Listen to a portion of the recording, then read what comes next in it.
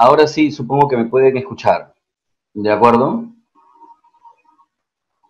Bien. Eh, bien.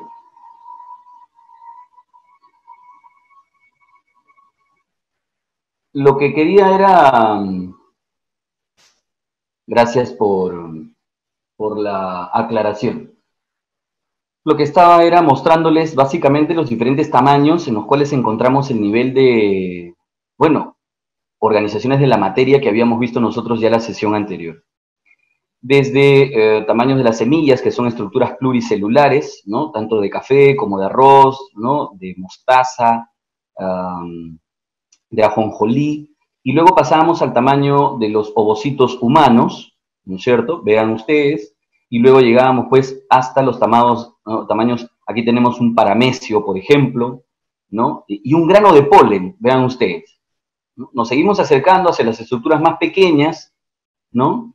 Y ya llegamos apenas, ojo, miren ustedes, a ver, miren el tamaño de las ondas infrarrojas, ¿no es cierto? Pero ya nos estamos acercando al tamaño de un glóbulo rojo, ¿no es cierto? Un glóbulo blanco, un glóbulo rojo, ¿no es cierto? Y luego recién alcanzamos el tamaño de los virus, las estructuras supramoleculares, ¿de acuerdo? Que esto está más o menos a la altura, pues, de longitudes de onda de lo que nosotros conocemos como componentes, ¿no es cierto?, en la luz, ¿ya? Y luego podríamos, miren ustedes, ¿no? Nos acercamos hacia tamaños nuevamente de ciertos virus, como el del VIH, miren el tamaño que presentan, y el grosor de membrana celular, ¿de acuerdo? Vean cómo estas estructuras supramoleculares, ¿no es cierto? Seguimos avanzando y estamos en el nivel ahora macromolecular, estamos en el tamaño de ADN, ¿no es cierto? Luego pasamos al tamaño de proteínas, al tamaño de las moléculas de agua, al tamaño de átomos, ¿de acuerdo? Vean ustedes, átomos de carbono, de hidrógeno, helio, etcétera. Y miren ustedes ondas ahora, estamos en las ondas, en rayos X, gamma, ¿no es cierto? Y luego ya pasamos a picómetros y así podríamos llegar, imagínense, hasta partículas subatómicas, ¿no? Quarks. Ojo, aquí están protones todavía y debemos llegar a quarks. Aquí están los quarks. Up, down, faltan los slow, ¿no es cierto? Y otros más. Y así, miren cómo la materia, inclusive podemos llegar, deberíamos llegar pues hasta bosón de Higgs, etcétera. Pero eso es hacia lo pequeño. Y podríamos tener también estos niveles de organización exactamente hacia lo más claro, hacia lo más grande. Miren ustedes. Aquí partimos, ¿no es cierto? Y ahora pues nos podemos ir hasta el tamaño ya de estructuras pluricelulares, serpientes, ¿no es cierto? Árboles, bueno, la famosa torre Eiffel, ¿no es cierto? Y las cataratas del Salto del Ángel, etcétera, ¿no? Vean ustedes cómo vamos tomando diferentes tamaños de algunos satélites, ¿no es cierto? Conocidos, planetas también, ahí está la Tierra, Marte, Venus, ¿no? Y llegamos a los tamaños, estrellas como la del Sol, otras estrellas más, ¿de acuerdo? Galaxias ya estamos hablando, miren ustedes cómo podemos, ¿no es cierto?, seguir viendo los diferentes tamaños. Y todo esto es organización de la materia. ¿Estamos de acuerdo? Todo esto es organización de la materia. Bien, y hablando de eso entonces, lo que vamos a trabajar ahora es precisamente los diferentes niveles de organización de la materia, así que vamos a trabajar ya los primeros niveles de organización y vamos a hacer el trabajo inicial con bioelementos y biomoléculas. ¿De acuerdo? Ya lo deben tener ustedes ahí. y empezamos. ¿De acuerdo? A ver, supongo que todos lo tienen en pantalla, ¿cierto?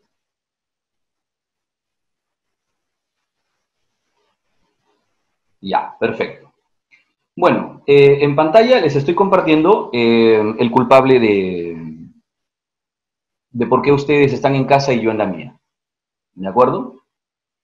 Sí, es la gemación de los SARS-CoV-2, ¿no? A partir de células. Cada día tenemos muchísima información nueva sobre el SARS-CoV-2 y la enfermedad que ocasiona. Sabemos que ahora, ¿no?, genera eh, alteraciones multisistémicas, ¿no? Multisistémicas, realmente desde trombosis, ¿no? Pasando inclusive por infartos, paros cardiorrespiratorios, afecciones a nivel de vías respiratorias, etcétera. Es realmente, inclusive hasta en vías digestivas, ¿no? La alteración es bastante global. Pero bueno, vamos trabajando entonces, por favor, con respecto a los diferentes elementos que forman parte de materia viva. Cuando decimos nosotros elementos, recuerden que sí, estamos hablando de tabla periódica, es decir, estamos hablando de todos los elementos que conforman la naturaleza.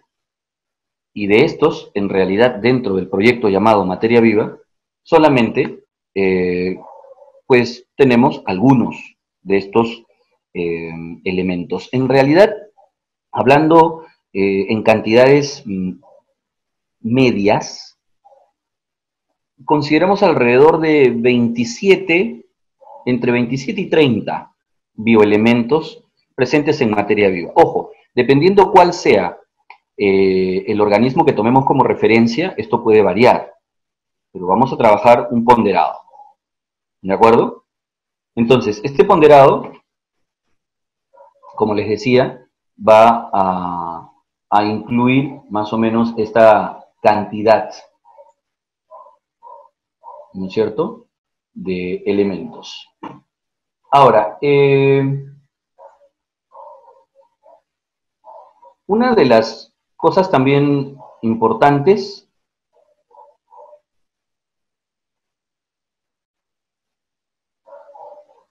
es el hecho que nosotros consideremos, ¿no es cierto?, un ponderado, como les decía.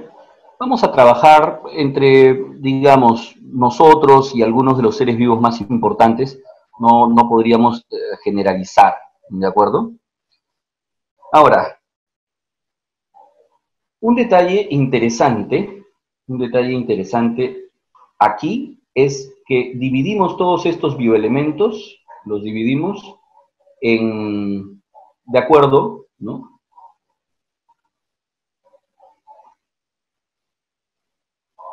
a su participación en materia viva.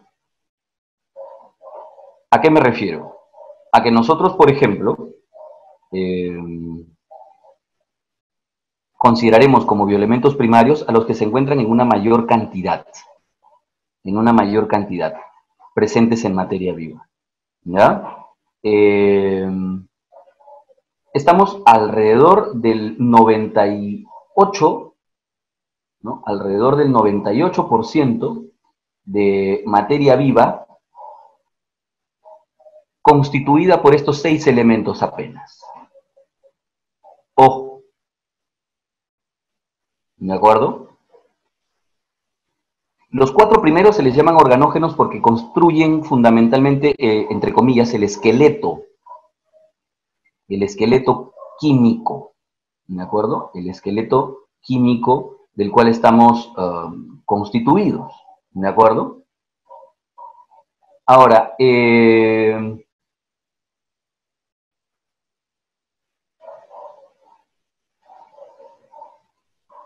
si ustedes se percatan, les he colocado los llamados organógenos, los 4 primeros, en orden descendente, como para que tengan, ¿de acuerdo? Como para que tengan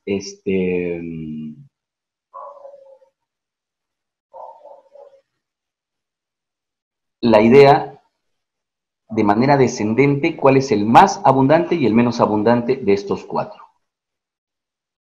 En algún momento preguntaron algo tan sencillo como simplemente lo que ustedes ven. Es decir, cuáles son los elementos más importantes, abundantes en la materia viva. Y se referían a estos cuatro. ¿Qué interesa sobre los demás? En realidad no nos interesa conocer los porcentajes de participación. Porque como les repito, pueden ser variables. Es decir, puede que en algún organismo haya más azufre que otros y más hierro, más manganeso que otros. Lo que sí interesa es conocer la función que cada uno de ellos desarrolla. ¿De acuerdo? Es decir, las actividades que cada uno de ellos va cumpliendo de manera particular. Eso sí es lo trascendental aquí y lo necesario. Entonces, bueno, vamos trabajando, ¿no es cierto?, cada uno de estos diferentes elementos y su importancia. Vamos siendo un poco breves en el desarrollo de cada uno de ellos. ¿De acuerdo? El fósforo, yo creo que ustedes han oído hablar del ATP, el famoso adenosín trifosfato o adenina trifosfato, pues lo que nos muestra que es, lo que nos muestra es que precisamente en las transferencias energéticas, recuerden que el ATP no almacena energía, lo que permite el ATP es la transferencia de energía, ¿de acuerdo? De un proceso a otro. Entonces, ojo, vean cómo el fósforo participa en nuestros procesos de transferencia energética. Además, el fósforo forma parte de los ácidos nucleicos. O sea, el fósforo también participa en el almacenamiento, en la gestión de nuestra información genética. Y ojo, algo más también. El fósforo también es necesario en la construcción de las membranas celulares. Ojo, membranas celulares. ¿De acuerdo? Es útil recordar que la estructura que rodea a cada una de nuestras células fundamentalmente está construida por fosfolípidos. Y estos elementos tienen entonces también la presencia de fósforo. De ahí que el fósforo sea tan abundante en nuestro organismo y por eso mismo tengamos un almacén de fósforo. Los huesos son un almacén importante de fósforo. El azufre está ligado a las proteínas. ¿Pero por qué? Porque hay dos aminoácidos que son de los más, digamos, comunes, de los más frecuentes en la construcción de proteínas, y pues son metionina y cisteína. Ya cuando trabajemos proteínas, conoceremos un poco más a profundidad el por qué cisteína y metionina resultan siendo tan gravitantes, además de que en este momento los estamos mencionando porque son los únicos, dentro de los aminoácidos que usamos en materia viva, los únicos que presentan azufre en su estructura. La coenzima A es una molécula que necesitamos en el proceso de respiración celular. Así que la coenzima A también tiene en su composición azufre. Es más, esta coenzima viene a partir de algunas vitaminas del complejo B, que también son azufradas. ¿De acuerdo? Entonces cerramos los bioelementos primarios, como les decía, los más abundantes, y luego podemos pasar ya a los secundarios. Me interesa, como les decía, que mencionemos la participación, ojo, la participación que cada uno de ellos puede tener en materia viva. Funciones, enfoquémonos en eso, por favor. Y también salgamos por momentos de considerar solamente la función en humanos. Recuerden que trabajamos nosotros en general la materia viva. Por ejemplo, el magnesio. El magnesio en nosotros es utilizado como un catalizador.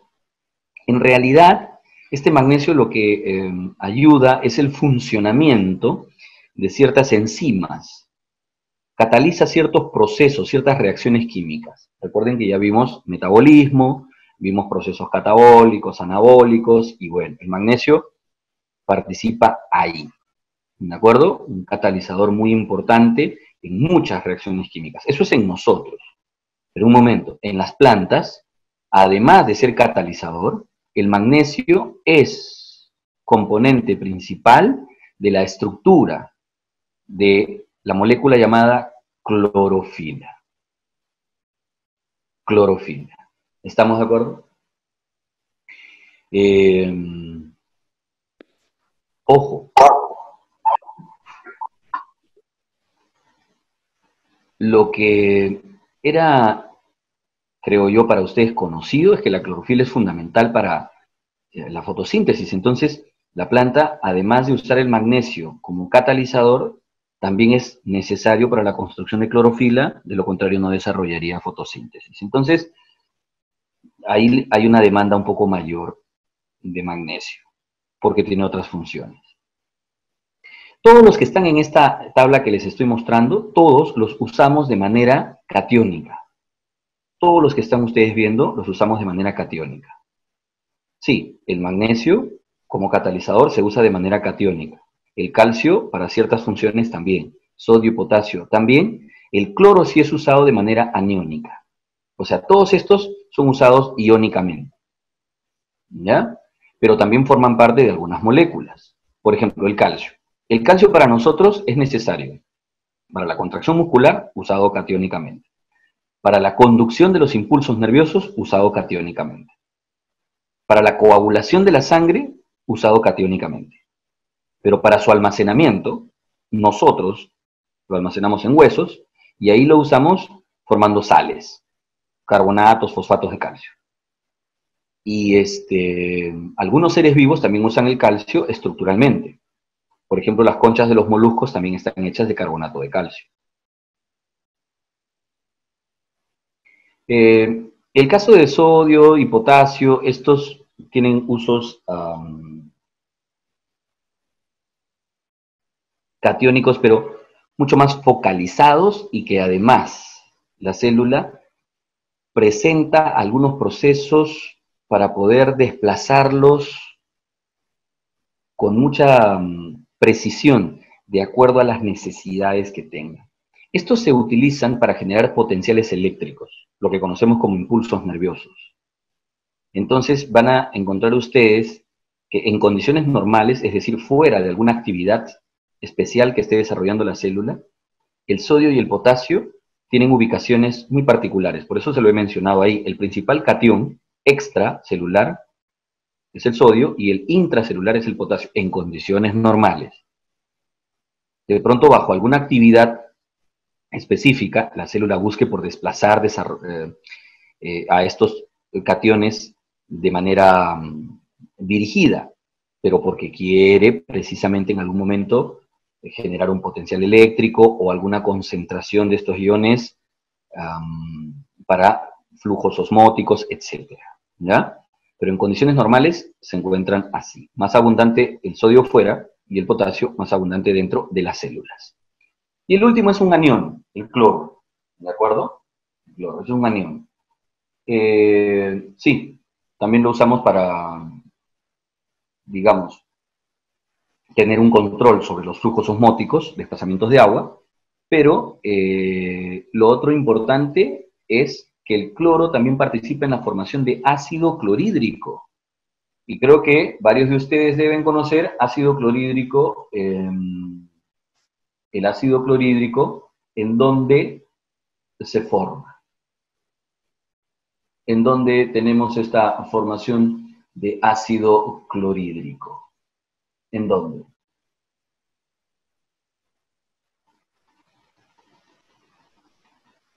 Nosotros formamos ácido clorhídrico en qué parte de nuestro organismo. En el estómago. Sí, es cierto, como parte del jugo gástrico, correcto, como parte del jugo gástrico. Ha sido pregunta de examen de admisión de manera mucho más precisa inclusive, porque preguntaron cuáles eran las células encargadas de formar este ácido clorhídrico, ¿de acuerdo? Y, pues bueno, lo que corresponde son el caso de las llamadas células, ¿no?, parietales, ya más adelante lo veremos.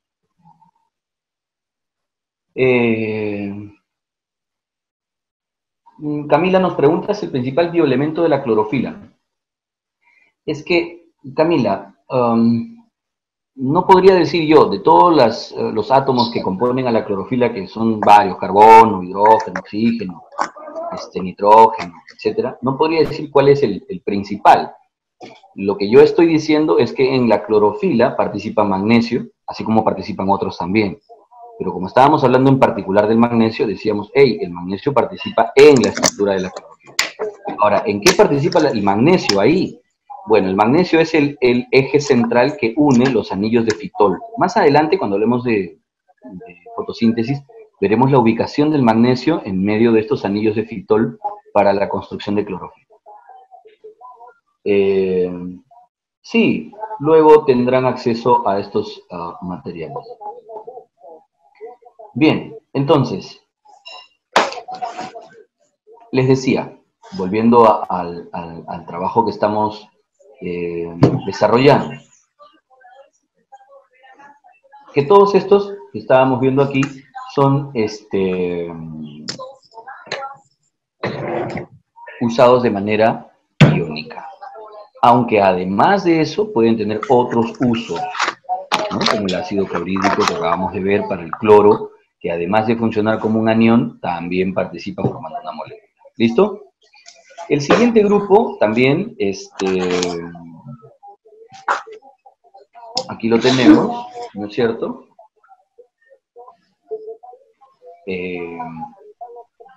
Si ustedes ven, tenemos hierro, manganesio, yodo, flúor, zinc, ¿no es cierto?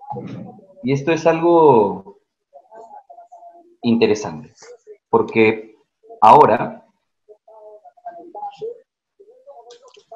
ya se nos hacen algunas cosas más familiares. El hierro es muy conocido en cuanto a su función en nosotros.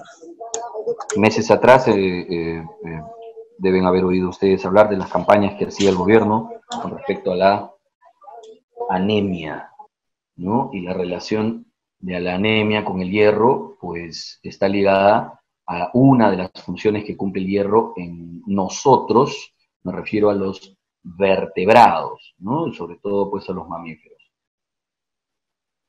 El hierro es utilizado para construir una proteína que transporta O2 y CO2 en materia viva. ¿De acuerdo? O2 y CO2 en materia viva. Estamos hablando de la hemoglobina. Así es, hemoglobina. Correcto. Entonces, la hemoglobina transporta O2 y CO2 y en su estructura la hemoglobina utiliza hierro. Entonces, a ver, el oxígeno en nuestra sangre es transportado para producir energía por la respiración celular. Entonces se produce una serie de eventos en cadena. ¿A qué me refiero? Si no tengo hierro suficiente en mi dieta, no podré construir la hemoglobina necesaria y no podré transportar los gases de manera óptima para poder producir energía. Ahí entonces viene toda una serie de eventos, y esa es la conocida anemia ferropénica, correcto, así es.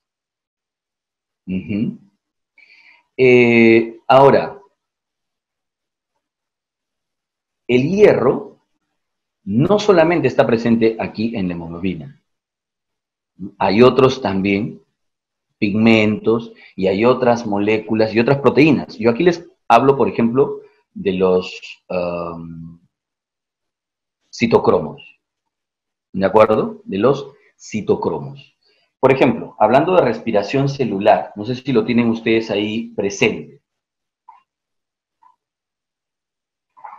Hablando de respiración celular, ¿no es cierto? las etapas de la respiración celular son 4 y, ojo, la última de las etapas es la fosforilación oxidativa. ¿De acuerdo? En esa última etapa se utilizan estas proteínas llamadas citocromos, que en grupos se les conoce como cadena transportadora de electrones. Algunos de estos citocromos, que se les menciono cuáles ahí, presentan hierro en su estructura. Entonces el hierro indirectamente también está relacionado con el proceso de obtención de energía en esta etapa. Mencionan algunos sobre la mioglobina. Sí, es cierto, la mioglobina también tiene hierro. No tanto como la hemoglobina, pero también presenta hierro en su estructura. Manganeso, bueno, muchos de ustedes deben haber oído de la fotosíntesis, las 2 etapas, fase luminosa, fase oscura. Pues en la fase luminosa, una de sus etapas es la llamada fotólisis del agua, a cargo de una enzima, de una proteína, ¿no? Esta enzima en su estructura contiene manganeso. De ahí que el manganeso esté relacionado con fase luminosa y por consiguiente con la fotosíntesis.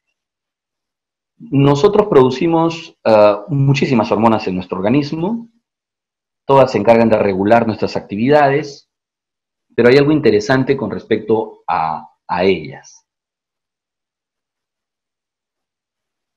Las glándulas endocrinas, que son las que producen hormonas, están ubicadas en diferentes partes de nuestro organismo. Tenemos una glándula endocrina muy importante, que es la tiroides, y que produce 3 hormonas. 3. 2 de ellas en su composición, en su estructura, necesitan yodo. De ahí el nombre, inclusive, de estas hormonas. La triiodotironina y la tetraiodotironina. Bueno, estas hormonas regulan las actividades metabólicas de todo nuestro organismo, ¿de acuerdo? De todo nuestro organismo. Y algo interesante e importante es que la deficiencia de hierro nos llevaría a diferentes alteraciones. Una de ellas, es cierto, Alfonso, bocio, pero ojo, esta alteración que tú mencionas es cuando hay una carencia de yodo ya en estado, digamos, entre adolescente y adulto. Es diferente cuando hay una carencia de bocio en estado gestacional o en estado infantil, ¿ya? Más adelante de pronto conversaremos sobre las variaciones que hay, ¿no? Así es. Pero el yodo no lo podemos almacenar. Ese es el problema. De ahí que necesitemos una ingesta permanente, aunque fueran microgramos, ¿no? Pero lo necesitamos. ¿De acuerdo? El flúor también para el tema de la elaboración del esmalte dental y el zinc que participa en varios eventos. Por ejemplo, la secreción de la insulina, en la secreción, ojo, estoy diciendo en la secreción, no estoy diciendo en la producción, ni tampoco estoy diciendo que el zinc forme parte de la insulina, no. Pero el aparato de Golgi, que es un organelo celular que se encarga de la secreción, requiere para el proceso de secreción de esta proteína, es que utilizamos precisamente este zinc. Kevin, el hipotiroidismo puede tener múltiples razones. Escúchenme.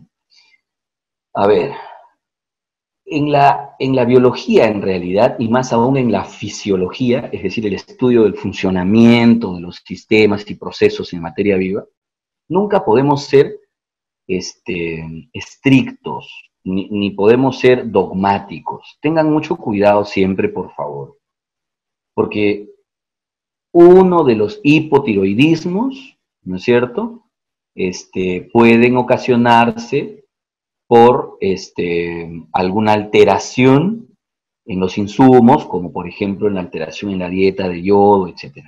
Pero también el hipotiroidismo puede ocurrir por alteración en algunas hormonas que regulan a la glándula tiroides.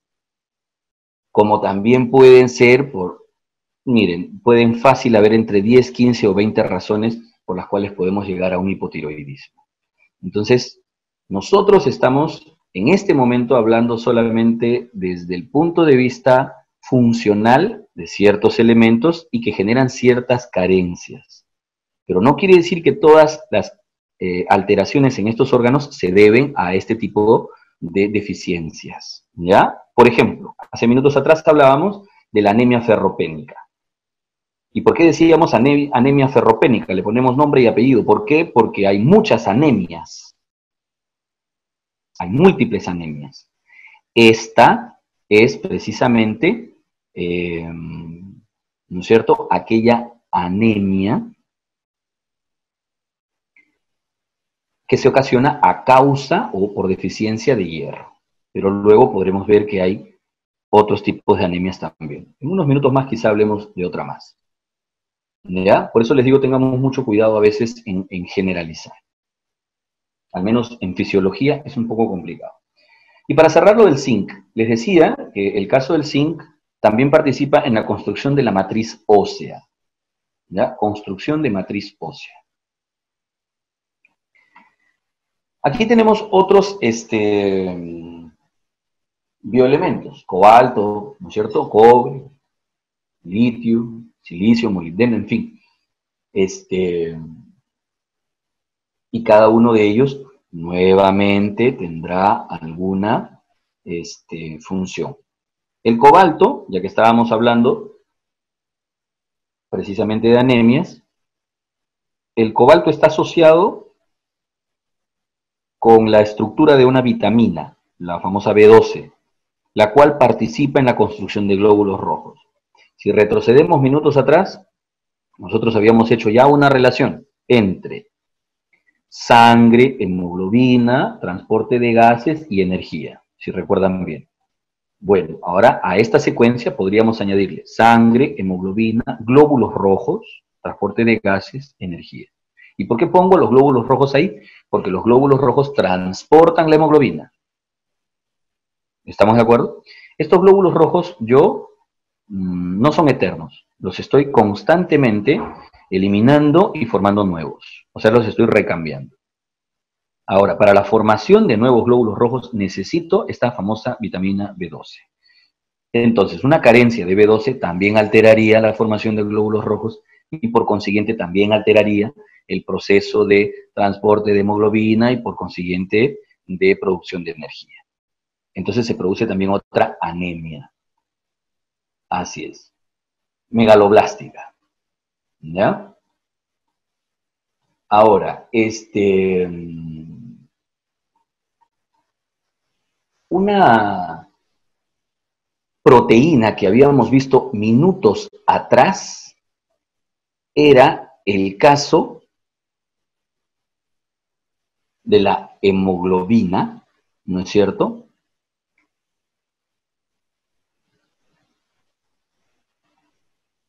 Y que nos ayudaba en el transporte de gases. Ahora, lo que vamos a tener es otra proteína transportando gases, pero en invertebrados. Hablamos de la hemocianina. ¿De acuerdo? La hemocianina. Y que tiene, en lugar de hierro, pues cobre.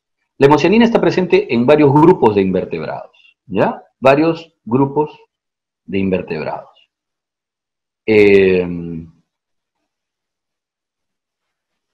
Pero eso es en invertebrados. Ahora, en nosotros, y en realidad en casi todos, ojo, casi todos los seres vivos, es que, nuevamente, miren a dónde nos vamos. A respiración celular, cadena transportadora de electrones. La última etapa de la respiración celular, los citocromos. Así es. Hay citocromos nuevamente que en su estructura tienen cobre. Ojo, vean lo importante y lo general, entonces, de la presencia de cobre en esta actividad. El litio está muy relacionado con algunos procesos de neurotransmisores, ya esto es muy elaborado, esto es muy cercano ya a mamíferos. Y el silicio sí participa en la construcción, o mejor dicho, complementa ciertas estructuras incrementando su rigidez. Llámense escamas, uñas, cortezas, ¿no?, de ciertas plantas. Entonces, esa es la idea. Deben ustedes conocer los famosos ciclos estos de biogeoquímicos, y uno de los ciclos biogeoquímicos más importantes es el ciclo del nitrógeno, y muchos de sus pasos de amonificación, nitratación, nitrosación, etc. Bueno, en varios de estos eventos, las enzimas que participan utilizan en su estructura este molibdeno. ¿Ya? Entonces, cerrando la idea, nosotros hemos hecho una clasificación muy austera entre primarios y secundarios. Dependiendo de la bibliografía que consulten, van a encontrar que algunos inclusive hacen una subdivisión. Es decir, a los secundarios los dividen todavía en oligoelementos y elementos traza. ¿Ya? Entonces, en realidad, ¿cuál es la que sirve? ¿Cuál es la que vale? Miren, es un poco ocioso dedicarnos a discutir sobre cuál es la clasificación que vale y cuál no. Lo importante aquí es, como les digo, entender y saber cuál es la participación y función que cumplen en materia viva. Que si están entre el 0.1, 0.8, 0.3, 0.9, etc., eso en realidad es muy relativo. Eso es lo menos importante en este momento. ¿Ya? Porque además ya les digo, si yo tomo como referencia una planta, todo va a ser muy diferente a una bacteria y a un animal. Así que entonces, lo interesante sería, sí, conocer la función. Eso sí sería interesante. Lo otro, quizá tener claras, por lo menos dentro de los primarios, el orden, que es lo que yo les había mencionado, ¿no? El orden me refiero en abundancia, ¿ya? Entonces, cerramos bioelementos y empezamos a trabajar ahora sí biomoléculas. El primer grupo que vamos a trabajar de biomoléculas es el grupo de biomoléculas inorgánicas.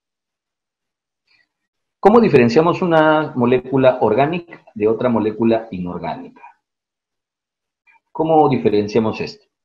Pues por la presencia de los enlaces carbono-carbono o en su defecto carbono-hidrógeno.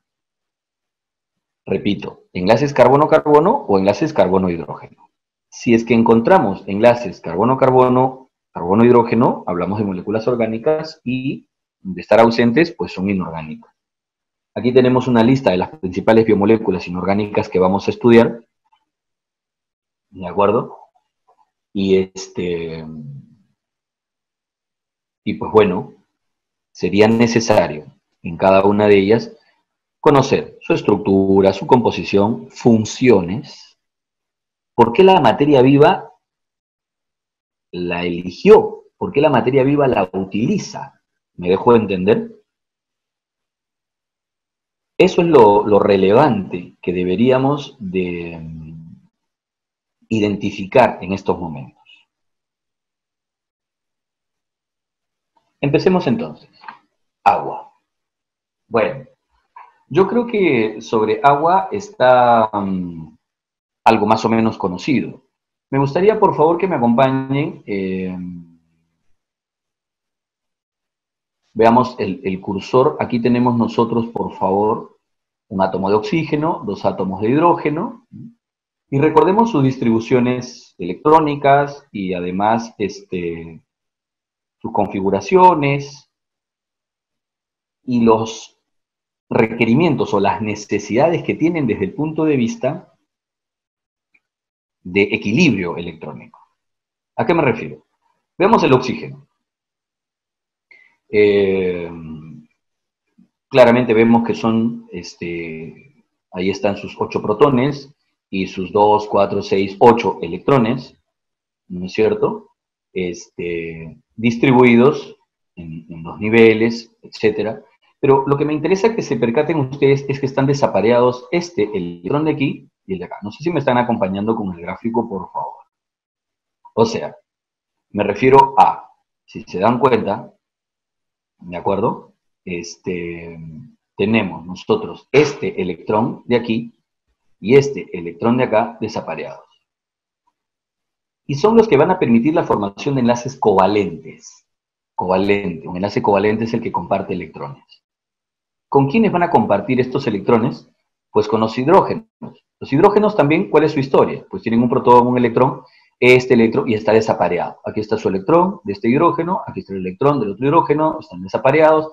También ellos, obviamente, estarían de acuerdo en conseguir un electrón prestado, pues para alcanzar su equilibrio.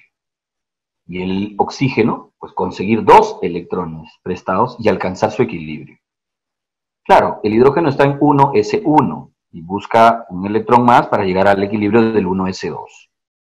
Lo que pasa con el oxígeno es que él tiene 1s2, 2s2 y 2p4. Le faltan 2 para llegar justamente al equilibrio del 2p6. Entonces, ahí es donde se forman estos enlaces covalentes. Vean ustedes al lado derecho esta imagen que tenemos acá. Aquí están los electrones compartidos. Un par de electrones compartidos, otro par de electrones compartidos. Entonces, ahí se forman los enlaces covalentes. Ha sido pregunta de examen de admisión, estimados, eso, el enlace presente en la molécula de agua. En la molécula de agua, no entre las moléculas de agua. Entonces, en la molécula de agua, como ustedes ven, es un enlace covalente, compartición de electrones. Lo interesante es que al formarse estos enlaces covalentes, miren cómo se distribuyen los pares, ¿no?, de electrones. Y esta equidistancia hace que se genere un ángulo muy particular, lo tienen en la parte superior derecha, 104.5 grados. Y algo ocurre ahora a partir de la formación de este enlace covalente, que el oxígeno es mucho más electronegativo que los hidrógenos. ¿Qué quiere decir eso? Que atrae con mayor fuerza este par de electrones, los compartidos,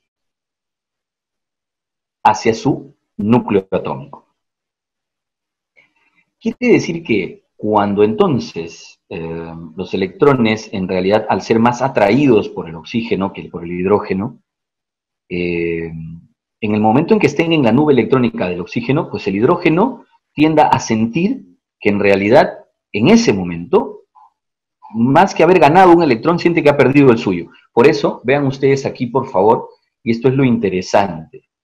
Miren ustedes, se generan estas densidades de carga. Aquí las tienen. Una densidad de carga positiva y otra densidad de carga positiva. Estas densidades de carga positivas las generan los hidrógenos, porque como les digo, por la diferencia de electronegatividades, ellos entonces tienden a generar estas densidades positivas.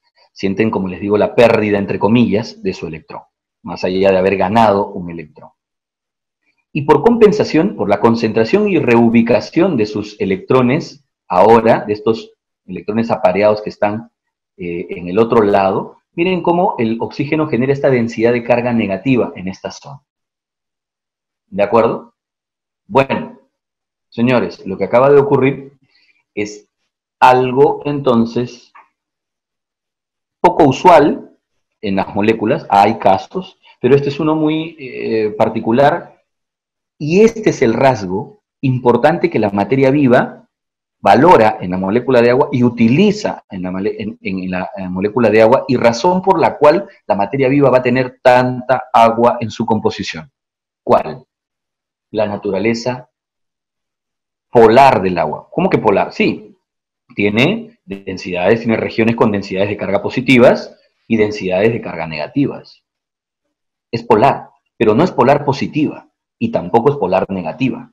La molécula de agua, como ustedes acaban de ver, precisamente esta ubicación de los enlaces covalentes, ¿no?, el ángulo y esta diferencia de electronegatividades genera una región o unas regiones en los hidrógenos con densidades positivas y otra región en el lado opuesto con densidad negativa. Esta es la primera característica importante de la molécula de agua, su dipolaridad.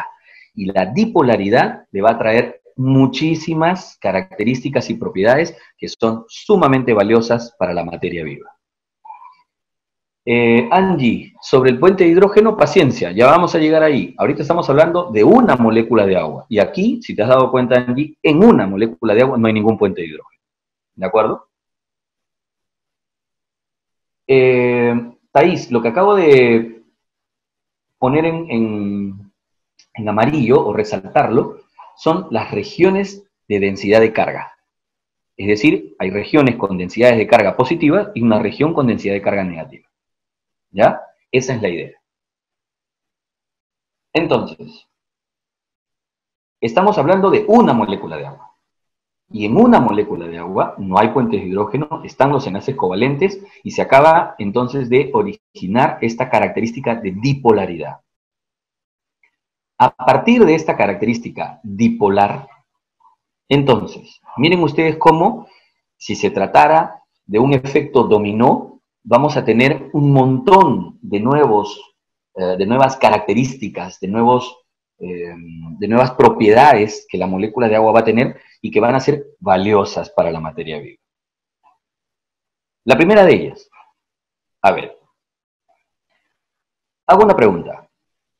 Si el agua, esto es una hipótesis, si el agua fuera polar positiva, repito, si el agua fuera, es un condicional, ojo, si el agua fuera polar positiva, ¿se podría combinar con sustancias polares positivas también? No. Cargas iguales se repelen, ¿cierto? Así es. Otra condición, si el agua fuera polar negativa, ¿se podría combinar con sustancias negativas? Tampoco. ¿Qué quiere decir? ¿A dónde quiero llegar? Quiero que se den cuenta de lo siguiente. Si el agua fuera polar positiva, solo se podría combinar con sustancias polares negativas. Y si el agua fuera polar, negativa, ¿de acuerdo? Solo se podría combinar con, a ver,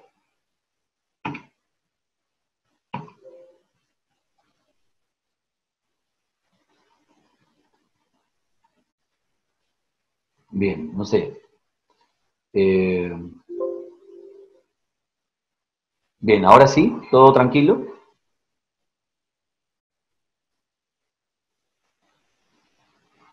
Ya, genial.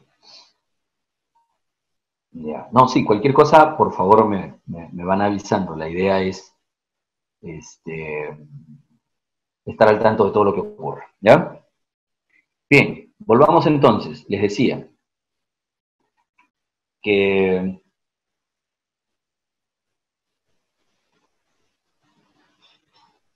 el caso del agua, si fuera polar positiva o polar negativa, solamente podría combinarse con las sustancias que tengan cargas opuestas, ¿no? Pero entonces ahí se restringe su capacidad de solvencia. No sé si me dejo entender, porque si el agua fuera polar positiva, pues solo se combinaría con las negativas. Y si fuera polar negativa, pues solo con las positivas. Pero precisamente, como el agua no es polar positiva o negativa, no lo es, el agua es dipolar, entonces el agua dice, no importa si tú eres una sustancia A, polar positiva, o B, polar negativa, no importa, con cualquier sustancia polar el agua se puede combinar. ¿Por qué? Porque el agua tiene dipolaridad. Entonces eso incrementa su capacidad de ¿qué? De solvencia. Por eso es que al agua se le denomina solvente universal, porque con la mayoría de sustancias se puede combinar, siempre y cuando las sustancias sean polares, obvio. ¿Con qué sustancias no se puede combinar el agua? Pues con las que son apolares, con las que no tienen carga. Típico ejemplo, agua con aceite. ¿De acuerdo? Entonces, por eso les decía, ¿resulta importante o no que sea dipolar? Pues claro que sí, porque eso es lo que sustenta la gran solvencia que tiene el agua, la gran capacidad de solubilidad que tiene. ¿Me estoy dejando entender? Entonces, aquí acabamos de ver cuál es la principal razón por la cual la materia viva dijo, no, fundamental el agua que esté aquí. ¿Por qué? Porque me va a servir como medio en el cual yo voy a poder albergar casi todas las sustancias de la naturaleza, sobre todo si se trata de que voy a construir un proyecto en el cual voy a tener muchas reacciones químicas. Estoy hablando del proyecto Materia Viva. Entonces, en ese proyecto yo voy a tener muchas sustancias polares y pues el agua con cualquiera de ellas se va a poder combinar. Entonces, wow, puedo tener medios acuosos con una gran capacidad de solvencia. Ahora entienden por qué hay tanta agua en la materia viva, tanto dentro como fuera de las células, por la gran solubilidad que tiene. ¿Listo? Entonces, hasta aquí todo comprendido, para ahora sí, ya no hablar de una molécula de agua, sino hablar de varias moléculas de agua juntas. Varias moléculas de agua juntas. Aquí están, vean ustedes. Tenemos varias moléculas de agua juntas ahora, y lo que va a ocurrir es lo siguiente. Fijémonos o concentrémonos, por favor, en el gráfico superior izquierdo. ¿Me dejé entender? Gráfico superior izquierdo. ¿Ya? El gráfico superior izquierdo me está mostrando, si por favor, a ver, me siguen con el esquema. Un momentito. A ver, aquí lo tengo. Miren, este hidrógeno que está aquí, ¿qué densidad de carga va a generar? Ese hidrógeno que está ahí, ¿no genera una densidad de carga positiva? Claro. ¿Y este otro, una densidad de carga qué? Positiva, también, claro. Pero dime, ¿este oxígeno no genera una carga de densidad negativa? Sí. ¿Y cargas opuestas, qué ocurre con ellas? Ajá. Ahora, veamos esta otra molécula de agua. Vamos a ver esta que está aquí en la parte central. También densidad de carga positiva. También densidad de carga positiva por aquí. Densidad de carga negativa por acá. Densidad negativa. Señores, así es. Perfecto, Claudia. De esto se trata. ¿Estamos hablando de qué?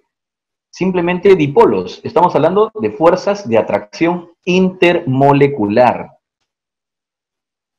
Repito, estos no son enlaces químicos, son fuerzas de atracción intermolecular. Pero siempre le dicen enlaces. Sí, pues, así los clasifican, ¿de acuerdo? Pero en realidad son fuerzas de atracción intermolecular. Intermolecular entre una molécula de agua y otra molécula de agua. ¿Estamos de acuerdo? Estos son los famosos puentes de hidrógeno. Ahora, wow, un momentito. Volvemos al gráfico, por favor. ¿Se han dado cuenta que esta molécula de agua que estoy aquí resaltando, forma, aquí estamos viendo 3 puentes de hidrógeno? ¡Wow! Pero en realidad podría, miren el gráfico de la derecha, cada molécula de agua, ¿cuántos puentes de hidrógeno puede llegar a formar? Hasta 4. ¡Wow! Sí, eso es cierto. En estado líquido, las moléculas de agua pueden llegar a formar hasta 4, y a veces un poquito más, puentes de hidrógeno. ¿De acuerdo? Entonces, un momento. Quiere decir que una molécula de agua, respecto de las otras que están alrededor suya, pregunto, hago una pregunta por favor. Una molécula de agua, respecto de las otras moléculas que tiene alrededor, ¿las tiene muy distanciadas o muy cohesionadas?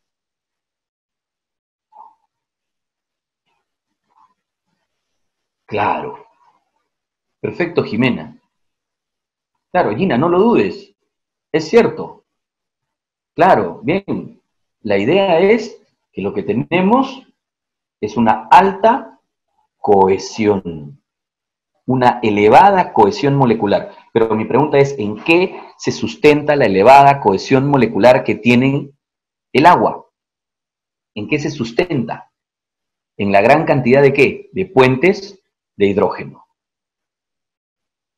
¿Hasta ahí vamos bien? Jimena, cohesión es el hecho de que una molécula de agua y otra estén bastante,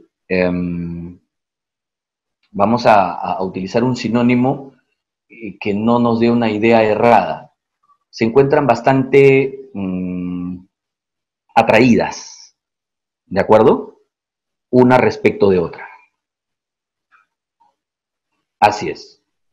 Es una idea de atracción entre una molécula y otra. Entonces, como hay una gran cantidad de puentes de hidrógeno, hay una elevada cohesión, atracción entre moléculas de agua. ¿Hasta ahí todo bien? Pero no me respondieron. ¿Por qué hay una gran cohesión? Porque hay una gran cantidad de ¿qué? De puentes de hidrógeno. Y mi pregunta es, ¿y por qué hay tantos puentes de hidrógeno? Por la dipolaridad. Imagínense si no fueran dipolares. Es decir, si el agua fuera polar positiva, imagínense, al costado tendría otra molécula de agua polar positiva y andarían ¿qué? Así es, repeliéndose. Entonces, eso es lo que genera ahora nuevas propiedades, nuevas características. ¿Me dejo entender? El hecho de que, miren, la diferencia de electronegatividades oxígeno-hidrógeno generó la dipolaridad. Y esta dipolaridad genera una gran cantidad de puentes de hidrógeno, lo que nos lleva a una alta cohesión. ¿Ven? ¿Ven cómo, como les dije, esto se trata de como un efecto dominó? Entonces, esta elevada cohesión, entonces las moléculas no están muy dispersas, sino muy cohesionadas, muy atraídas entre sí. Perfecto. Entonces, el agua debe tener mucha densidad, ¿o no? A ver, ¿quién recuerda qué cosa es la densidad? La densidad es la relación entre ¿qué? Entre masa y volumen. Así es. Excelente, excelente, Alexander. Masa-volumen. Entonces, ¿qué pasaría? Aquí hago una pregunta. ¿Qué pasaría si yo tuviera estas moléculas muy disociadas, muy separadas? En un volumen tendría muy poca masa, ¿sí o no? Porque estarían muy dispersas. Pero si están muy cohesionadas, muy pegaditas, muy atraídas unas a otras, entonces en un volumen tendré un montón de ¿qué? De masa, ¿sí o no? Eso es lo interesante. El agua tiene una de las densidades más altas, hablando con otros líquidos, comparado con otros líquidos, pero precisamente ¿por qué? Por la alta cohesión que hay entre sus moléculas. La densidad que alcanza el agua en estado líquido es máxima en estado líquido y es de 1 kilogramo por litro. Así es, perfecto, Jimena. O si gustas, lo dividimos entre 1000. Sería 1 gramo por mililitro, ¿cierto? Así es. Entonces, esa es la densidad que tiene el agua. Y es alta, ¿por qué? Porque están muy compactas, las moléculas de agua muy adheridas gracias a la gran cantidad de puentes de hidrógeno. Esto lleva a que entonces las moléculas de la superficie libre del agua resistan mucho a ser separadas, se resistan por la gran cohesión que tienen. Eso se le llama tensión superficial. Entonces, debido a la gran cohesión, el agua también presenta una elevada tensión superficial. ¿Me dejo entender? Una elevada tensión superficial. Vea usted cómo, les dije yo, una característica nos iba a ir llevando a otras más. Bueno, genial. Para seguir avanzando, veamos por favor el esquema que tenemos aquí en la parte inferior izquierda.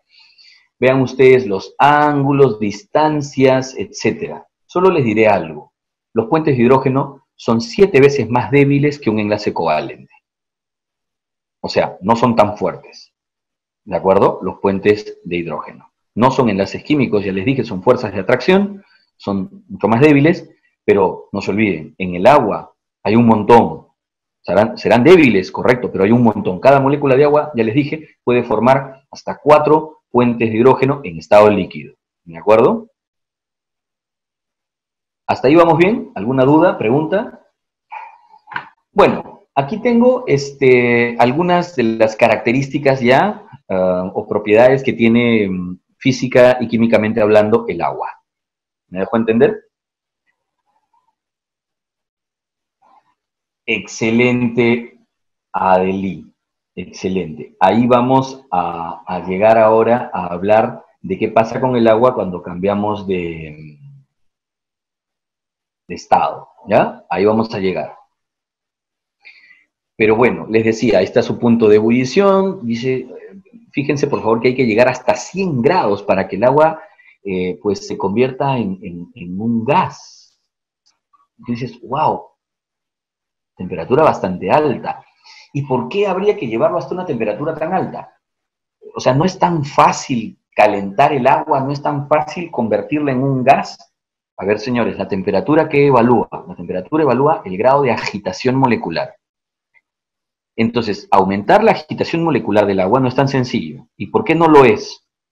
Por la gran cantidad de ¿qué? De puentes de hidrógeno que hay. Elevar la temperatura, agitar las moléculas, ir rompiendo estos puentes, que son un montón, no es tan sencillo. Ah, entonces el agua no se calienta rápido. No, por eso tiene un alto calor específico. ¿Qué cosa es el calor específico? Es la cantidad de energía que hay que darle a un gramo de una sustancia para que aumente 1 grado centígrado su temperatura. ¿De acuerdo? Repito. El calor específico es la cantidad de energía que hay que darle a 1 gramo de una sustancia para que aumente 1 grado centígrado su temperatura. Y como el agua tiene una gran cohesión, hay un montón de puentes de hidrógeno, aumentar su agitación, o sea, su temperatura, no es tan sencillo porque hay que ir rompiendo un montón de puentes de hidrógeno. Esa es la razón por la cual la materia viva dice, perfecto, yo necesito justamente que alguien me ayude a evitar que yo rápidamente pierda mi temperatura. Homeostasis, ¿recuerdan ustedes? Yo busco mantenerla constante. Entonces, perfecto, porque cualquier evento que ocurra en materia viva y si hay una liberación excesiva de calor, pues entonces el agua podrá absorberla, porque como el agua necesita mucha energía para ir calentándose, tiene un alto calor específico, entonces me puede servir como un termorregulador. Entonces, este alto calor específico le sirve a la materia viva como un efecto termorregulador. ¿Genial? Y es más, podemos llegar todavía a un uso mayor en este efecto termorregulador. ¿Cuál es? A ver, nosotros, si es que vamos generando un incremento en nuestra, o vamos liberando energía, para no generar este incremento en nuestra temperatura, para mantenerlos constantes, nuestra homeostasis, entonces usamos el agua líquida que tenemos en nuestro organismo para que ella vaya absorbiendo esta energía sin que nos permita calentarnos. Pero esto no es, obviamente, infinito, ¿no? Es decir, el agua va a ir absorbiendo una cantidad de energía, porque no se calienta fácilmente, pero llegará un momento en el cual nos dirá, bueno, hasta aquí, ¿no? Si ya me vas a dar más calor, yo ya voy a empezar también a incrementar mi temperatura, y eso no te va a convenir. Entonces, aquí usamos una segunda forma de cómo el agua nos ayuda a termorregular. ¿Qué hacemos? La expulsamos. Eso ya lo hemos desarrollado solamente ciertos grupos de seres vivos. ¿Qué hacemos? La expulsamos, la sudamos. Si se han percatado, cuando usted expulsa agua fuera de su organismo, esta agua que se encuentra en la superficie de su piel, dentro de unos minutos ya no está. Se evaporó. Un momento. ¿Que la volví a absorber? No, tú no la has vuelto a absorber. Se convirtió en un gas. Un momentito. O sea, estaba líquida y se convirtió en gas. ¿De acuerdo? A ver, una pausa. Me pide la señorita Yanina que los alumnos prendan sus cámaras, por favor.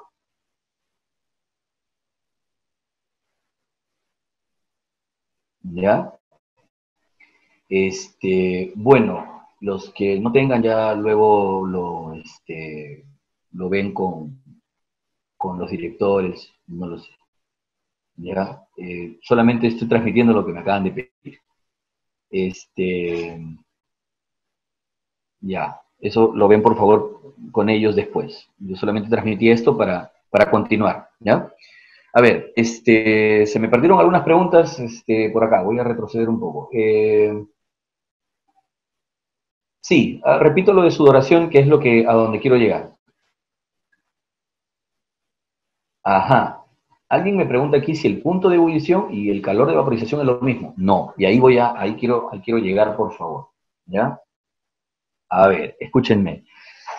Ya habíamos comprendido que la cantidad de agua que tenemos nosotros en materia viva, ¿no es cierto? Esa cantidad de agua que tenemos tiene la capacidad de absorber una gran cantidad de energía, de calor, sin que ella incremente su temperatura gracias a su alto calor específico. Pero ya les comentaba que esto tiene un límite, ¿de acuerdo? Hay un límite en el cual, si le seguimos dando más calor, ya esta agua se va a calentar y eso no va de acuerdo con nuestra homeostasis. Así que entonces, ¿qué hacemos? Pasamos al plan B. El plan B es usar de otra manera el agua ahora para seguir termorregulándonos. ¿Cómo? Les comentaba que la sudamos, la expulsamos. Y una vez que la expulsamos, si se dan cuenta, como les decía, es que en cuestión de minutos el agua se evapora. Es decir, pasa de estado líquido a estado gaseoso. Una cosa es la cantidad de energía que necesita el agua líquida. ¿Me escuchan, por favor? El agua líquida, la cantidad de energía que necesita el agua líquida para calentarse. Eso es el calor específico, para incrementar su temperatura. ¿Listo? Eso es calor específico. Pero cuando el agua líquida se va a convertir y a transformar en vapor, esta energía para el cambio de estado ya no es el calor específico. Ahí hablamos del calor de vaporización. ¿Y cuánto es este calor de vaporización? Es 540 calorías por gramo. ¡Wow! Un montón, sí, muchísimo. Pero no entiendo. Yo expulso agua líquida y al rato se convierte o sea, se evapora. Sí, se evapora. Y entonces, ¿quién paga esta evaporización? Bueno, ¿no querías perder calor? ¿Eso no era lo que querías? Precisamente, ahora el agua líquida en tu superficie, la que sudaste, se convertirá en un vapor, llevándose 540 calorías cada gramo. Y eso es lo que permite, ¿no es cierto?, que tú liberes un montón de calor. O sea, te desprendas de mucho calor y puedas termorregularte. Entonces, tanto el calor específico como el calor de vaporización, que también es elevado, los dos son los elementos principales que utilizamos en favor de nuestra termorregulación. ¿Me dejé entender? ¿Sí? Perfecto. A ver, pero de pronto, si alguien me pide que lo repita, díganme en todo caso qué es lo que se necesita aclarar. La idea es que yo pueda ayudarte en lo que estás necesitando, más que solamente repetirlo todo. ¿Ya? En todo caso, me lo mencionas, por favor, Fello. Calor de vaporización y calor específico. Excelente. Escúchame, Alfonso. En física lo vas a ver con mayor detalle. Solo aquí no quiero dispersarme, pero dejarte la idea precisa. Una cosa es agua líquida, en estado líquido, se va a mantener en líquido, ¿correcto? Pero el agua a 10, a 15, a 30, a 50 grados. ¿Me estoy dejando entender? ¿Cuánto necesita el agua líquida para ir cambiando su temperatura? 1 caloría por cada gramo.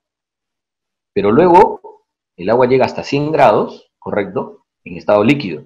Pero luego, para pasar de líquido a vapor, ahí la cantidad de energía ya no es de 1 caloría por gramo. Ahí se utiliza lo que se llama el calor ya de vaporización, que es 540 calorías, solo para que cambie de estado. Ojo, solo para que cambie de estado. No se evapora a 100, nosotros no llegamos a 100 grados, claro. Eso es interesante. Eso ya físicamente, por ejemplo, es un análisis bien interesante, de pronto se lo comparto otro día. En nosotros, obviamente, da un salto interesante sin haber llegado a los 100 grados. Así es.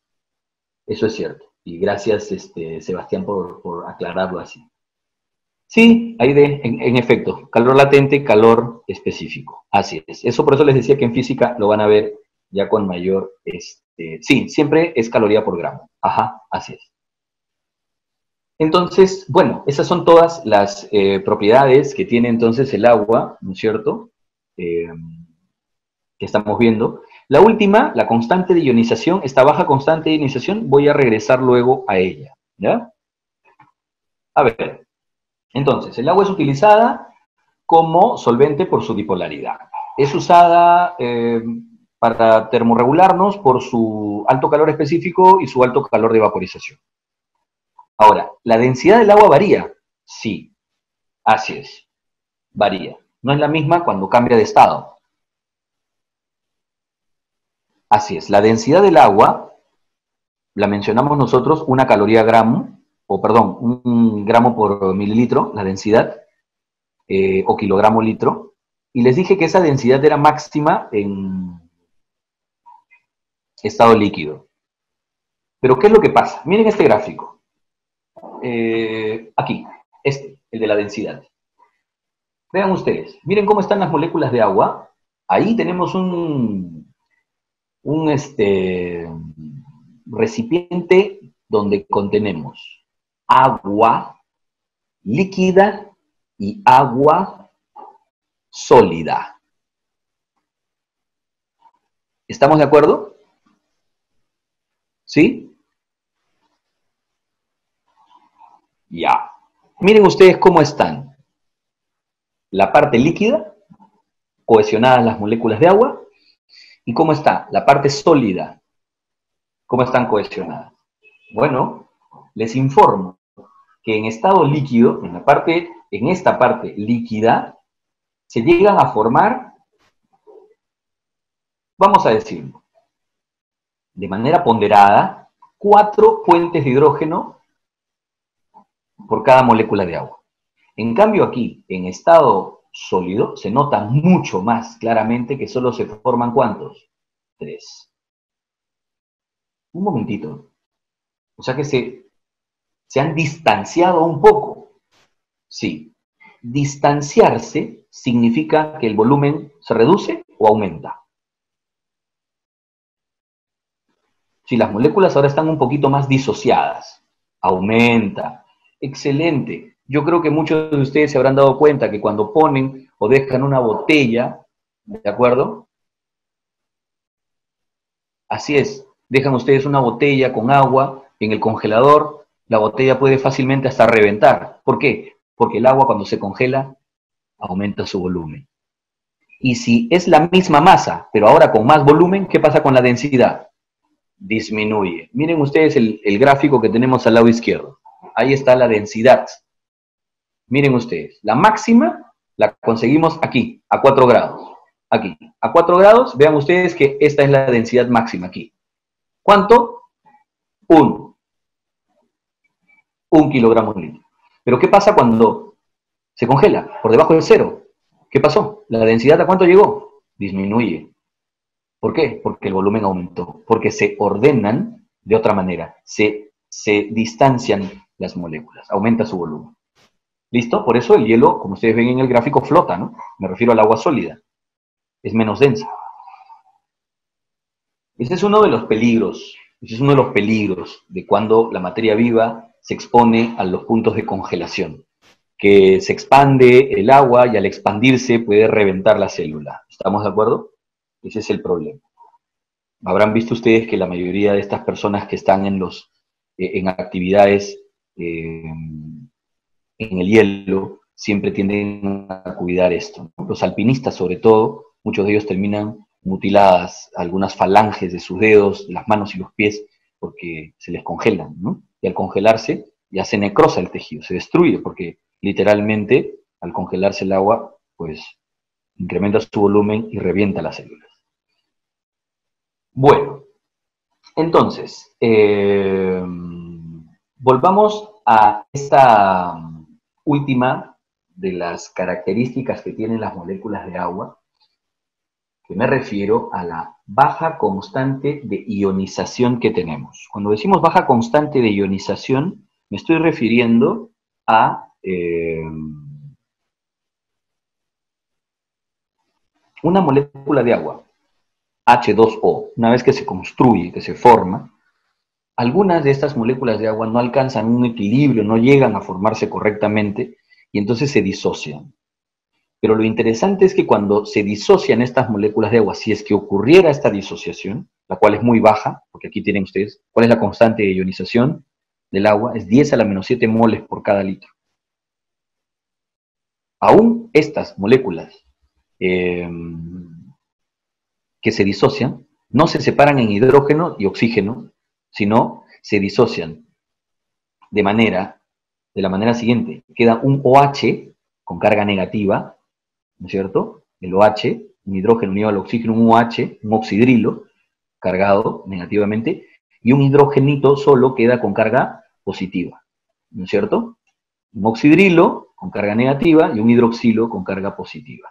Así es como se disocian las moléculas de agua si es que se llegan a disociar.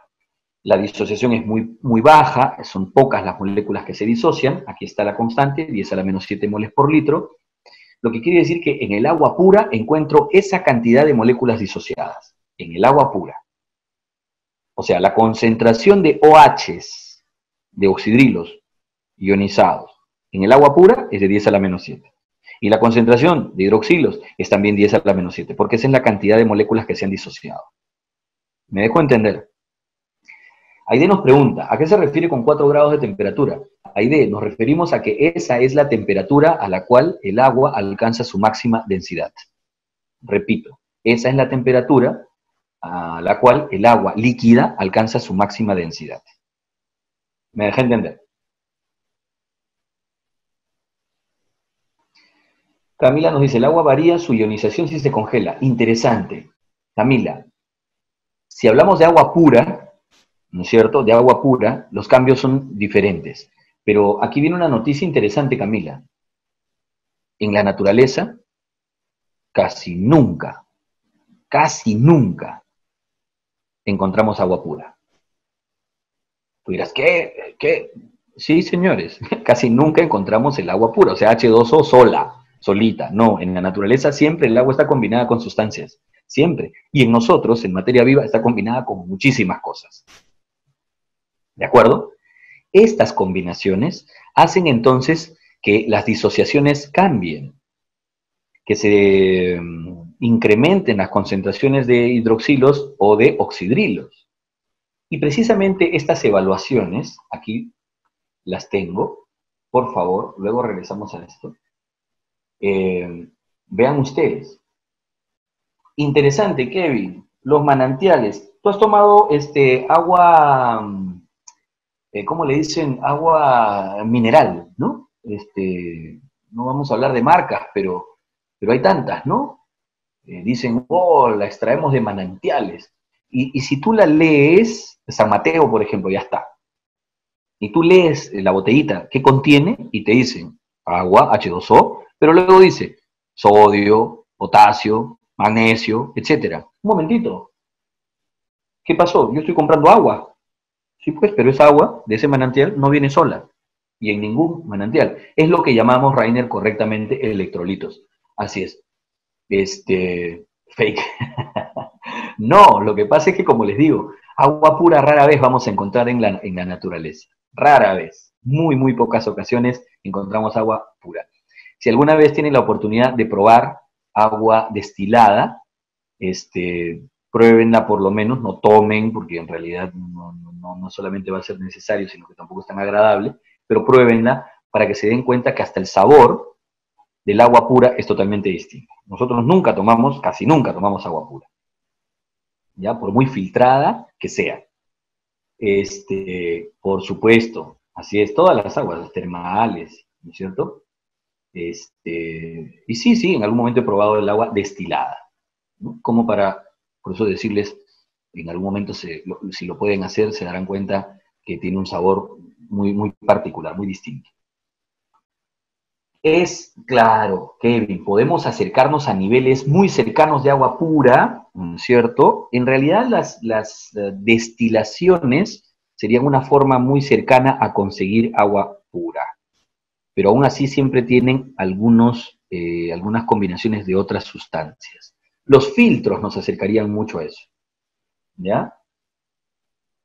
Así es. Pero aún así es, digamos, poco común encontrar agua pura. Pero a donde quería llegar es a lo siguiente. Sorenson empieza a hacer estas comparaciones sobre las disociaciones entre, digamos, la, la concentración de oxidrilos o de hidroxilos libres en los diferentes medios en la materia viva. ¿De acuerdo? Y es que llegamos a esta famosa tabla de pH. Porque ¿qué cosa es el pH? Es el potencial de hidrogenión. Es decir, lo que hacemos es una evaluación de la concentración de estos hidroxilos y oxidrilos que hay. ¿Me dejo entender? Entonces, bueno, nos va quedando más o menos clara esta idea sobre la tabla, termino, y de pronto ya para la siguiente sesión podremos redondear todo esto de agua y terminar con algunas otras cosas más. Pero les decía, vean ustedes esta famosa tabla de pH. Lo que hace es evaluar las concentraciones de estos hidrógenos libres y OHs también. Miren, si me siguen por favor con el esquema, ¿ya? Hasta que nos dé la hora. Miren ustedes, al lado izquierdo, la tabla, estoy por hablar de la tabla que está al lado derecho. Miren, aquí tenemos las concentraciones de hidroxilo. Listo. ¿Se han dado cuenta que esto va disminuyendo? O sea, aquí tenemos la mayor cantidad. Y luego tenemos menos, menos, menos, menos, menos y cada vez menos. En esta tabla, en este lado izquierdo va disminuyendo. ¿Qué quiere decir? Que cuanto mayor sea la concentración de estos hidroxilos, la sustancia es más ¿qué? Más ácida. ¿Correcto? Y cuanto mayor sea la concentración de los oxidrilos, de los OHs, es más alcalina. ¿Estamos de acuerdo? Entonces tú dirás, ya. ¿Y a quién han tomado como punto de referencia? Como punto de referencia han tomado a quién, mira, cuando hay 10 a la menos 7. Oye, ¿eso no es lo del agua? Así es. En esta tablita de pH toma como punto de referencia, como pH neutro, al pH que tiene el agua pura, que es precisamente 10 a la menos 7, como les decía, la concentración de hidroxilos es 10 a la menos 7 y de OH es 10 a la menos 7. Ahí tenemos el llamado pH neutro.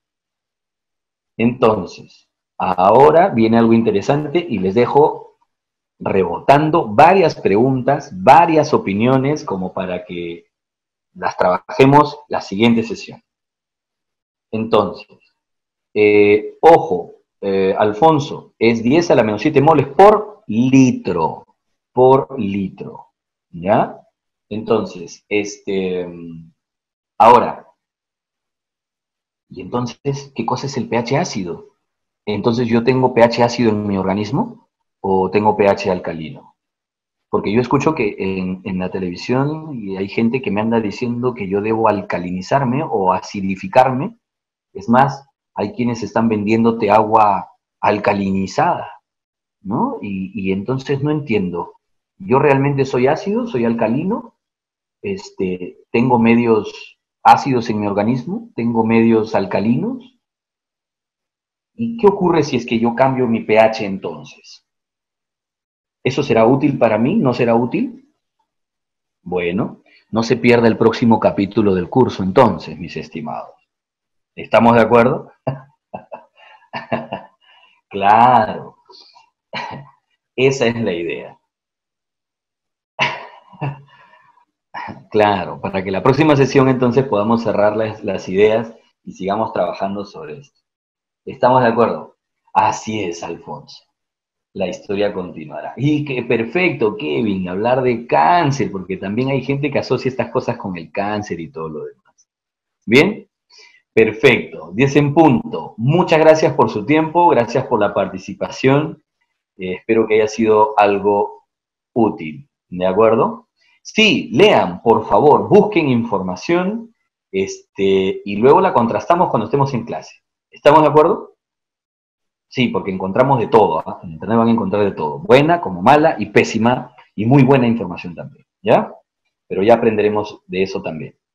Bien, que tengan un excelente día, cuídense mucho y gracias por estar aquí. Hasta la próxima.